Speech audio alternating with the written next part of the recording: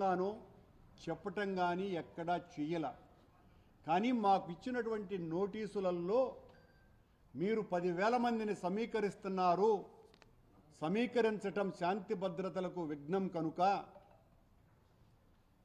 ఎట్టి పరిస్థితుల్లోనూ మిమ్మల్ని కట్టడి చేస్తున్నాము. ర్యాలీలు, బహిరంగ సమావేశాలు మీకు భయం కాబట్టి మీరు నిషేధించుకోండి. కానీ స్వామివారి దర్శనానికి ఒక పూర్వ ముఖ్యమంత్రి వస్తూ ఉంటే, స్వామివారి పట్ల అనన్య భక్తి విశ్వాసాలు కలిగినటువంటి ఒక పూర్వ ముఖ్యమంత్రి స్వామివారి పట్ల భక్తిని చాటుకోవటానికి వస్తూ ఉంటే భయపడిపోయినటువంటి ప్రభుత్వం చేస్తున్నటువంటి నిర్వాకం ఇది. హైందవ సంఘాన్ని హింస పెడుతున్నటువంటి కలుషాత్ములు, కళంకితులు ఈ రోజున జగన్మోహన్ రెడ్డి గారి మీద అత్యంత దారుణంగా, హేయంగా, నీచాతి నీచంగా ఆయన మీద దాడికి దిగితే, ఆయన డిక్లరేషన్ ఇచ్చి దైవదర్శనానికి వెళ్ళాలి అని సూడో భగవంతుని పట్ల అంతంత మాత్రమే నమ్మకం ఉన్నటువంటి సూడో మనుషులు జగన్మోహన్ రెడ్డి గారిని కట్టడి చేయాలని మాట్లాడుతున్నారు. హిందుత్వం ఏం చెప్తుంది? భగవంతుని పట్ల భక్తితో ఎవ్వరు వచ్చినా, ప్రపంచవ్యాప్తంగా ఉన్నటువంటి గుళ్లకు ఎవ్వరు వచ్చినా సాదర స్వాగతం పలుకుతుంది భారతీయ సనాతన ధర్మం. ఆ ధర్మానికి విరుద్ధంగా ప్రవర్తించటమే కాకుండా 5 సంవత్సరాల పాటు ముఖ్యమంత్రిగా స్వామివారికి పట్టు వస్త్రాలనే బహూకరించినటువంటి ముఖ్యమంత్రిని, అంతకు పూర్వం ఎన్నోసార్లు దైవ దర్శనానికి వచ్చినప్పుడు ఏ రకమైనటువంటి ఆటంకాలు కలుగకుండా దైవ దర్శనం చేసుకున్నటువంటి ఒక పార్టీ నాయకుణ్ణి ఈ రోజున తాము చేసినటువంటి ఒక కళంకిత పనికి డిఫెన్స్లో పడిపోయి దాని నుంచి ఎట్లా బయట రావాలనో అర్థం కాకుండా మా నాయకుడు, మా పార్టీ అధిష్టానము వీళ్ళు చేసినటువంటి పాపపు ప్రకటనలకి, ప్రచారానికి మొత్తం దేవాలయాలలో అంతా కూడా రేపు ప్రార్థనలు చేయండి అని పిలిపిస్తే మా పార్టీ క్యాడర్ అంతా కూడా ఈ నియోజకవర్గం కాకుండా మిగతా అన్ని నియోజకవర్గాలలో కూడా రేపు ఆ పూజా కార్యక్రమాలలో ఉంటే వాళ్ళెవరూ మీరు బయటికి రాకూడదు అని వాళ్లను కట్టడి చేయటం ఏందో నాకు అర్థమే కావటం లేదు. అంటే మేము పూజలు చేయటానికి కూడా అర్హత లేదా వైఎస్ఆర్ కాంగ్రెస్ పార్టీ కార్యకర్తలకు, నాయకులకు? ఎంతగా వణికిపోతున్నది ప్రభుత్వం. ఇంత దారుణమైనటువంటి పరిస్థితి ఈ రాష్ట్రంలో నెలకొని ఉన్నది. ఈ రోజున జగన్మోహన్ రెడ్డి గారికి ఎవరు స్వాగతం పలకకూడదని, ఎవరు ఆయన వెనక రాకూడదని, ఆయన వెనక ఎవరు లేరని చెప్పటానికే ఈ కుట్ర తప్ప మరొకటి కాదు.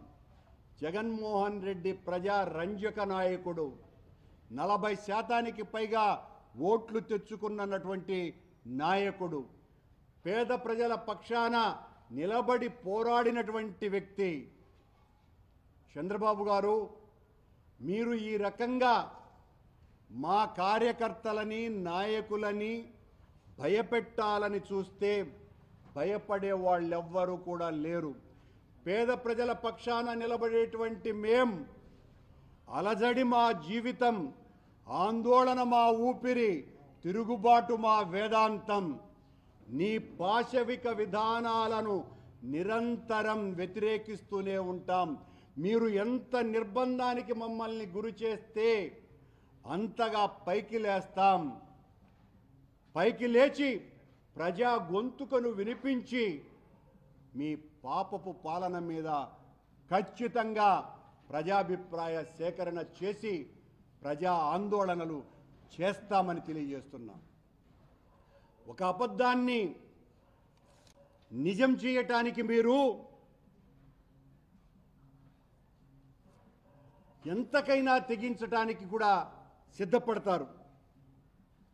చంద్రబాబు నాయుడు గారు, ఇకనైనా ఆపండి.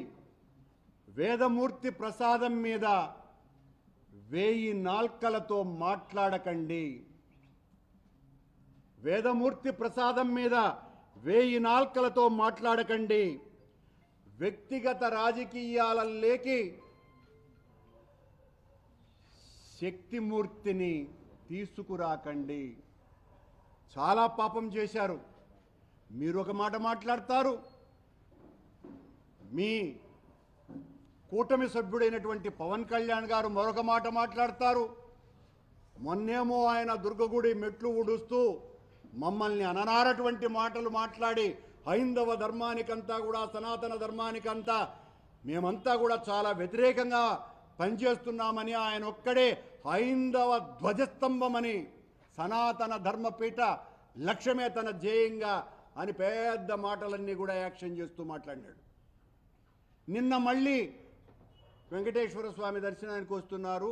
ఆయన దర్శనానికి వస్తున్నారు కాబట్టి ఆయనకు అనుమతి ఇవ్వటం, ఇవన్నీ కూడా సాదాసీదగా జరిగిపోవటం మంచిది అని సన్నాయి నొక్కులు నొక్కినారు. చంద్రబాబు గారి అనుంగు శిష్యులేమో నిన్ను రానివ్వము అని భీకర ప్రతిజ్ఞలు చేస్తున్నారు. మరొక కూటమిలో ఉన్నటువంటి బీజేపీ వాళ్ళేమో నువ్వు వస్తే అడ్డుకుంటాం, అలిపిరిలోనే నిన్ను నిలేస్తాం అని, మేమే హిందువులం, ఇంకెవ్వరూ కూడా హిందువులు కాదు, హిందువులు అయినటువంటి మేము నిన్ను ప్రతిఘటిస్తాం, నిన్ను పైకి రానివ్వమనని వాళ్ళు భీష్మ ప్రతిజ్ఞలు చేస్తున్నారు. ఈ తిరుపతి బీజేపీ నాయకులు లేదా కొత్తగా బీజేపీలో చేరినటువంటి నాయకులు చెబితే, ఎవరు పేరు చెబితే వాళ్ళు హిందువులట, ఎవరు హిందువులు కాదని వాళ్ళు చెబితే వాళ్ళు హిందువులు కాదు. వీళ్ళు హిందూ ధర్మాన్ని పరిరక్షించేటువంటి వాళ్ళు. విశాలమైనటువంటి హైందవ సనాతన ధర్మ పరిరక్షణ కోసమని కంకణబద్ధులైనటువంటి కోట్లాది మంది మహనీయుల యొక్క జీవన విధానాన్ని చిదిమేస్తున్నటువంటి వ్యక్తులు వీళ్ళు. హైందవ సంస్కృతిని గురించి మాట్లాడుతూ ఓనమాలు కూడా తెలియనటువంటి వాళ్ళు సనాతన ధర్మాన్ని గురించి వీళ్ళు